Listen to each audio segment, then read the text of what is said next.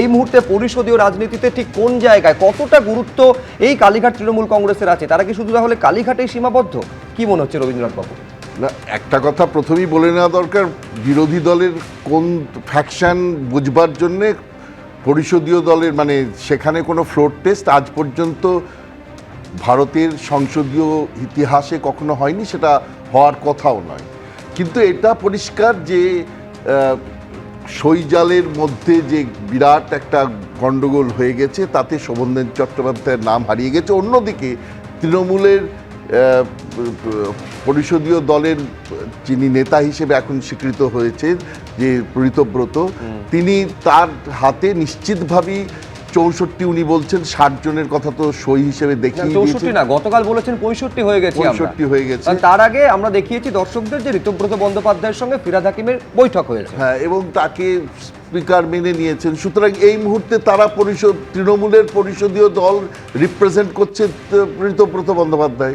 শোভনদেব চট্টোপাধ্যায় কোন পজিশনে আছেন এটা তো এখন আর তারা যতক্ষণ পর্যন্ত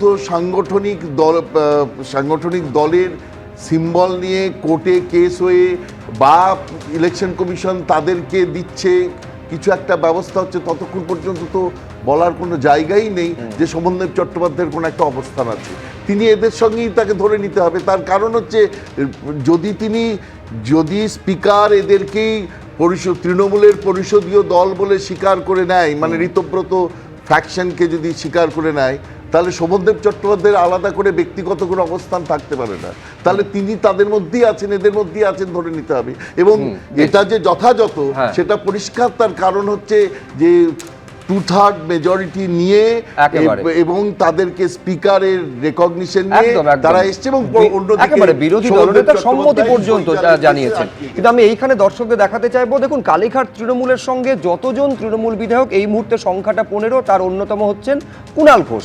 আজকের এই সর্বদল বৈঠকে কালীঘাট তৃণমূলের ডাক না পাওয়া নিয়ে তিনি কি বলছেন একবার শুনুন। শোভনদেব চট্টোপাধ্যায় জানার কথা, আমি যতদূর জানি আবার তিনি জানেন না।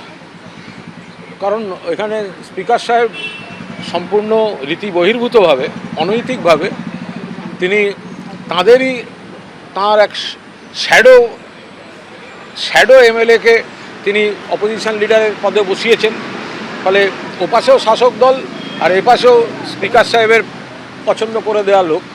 ফলে উনি যাতে ওনার কাজকর্ম সামলাতে সুবিধা হয় সেই মতো করে উনি করেছেন। ফলে তারা আর আমাদের খবর দেয়নি। এবিপি আনন্দ, এগিয়ে থাকে, এগিয়ে রাখে।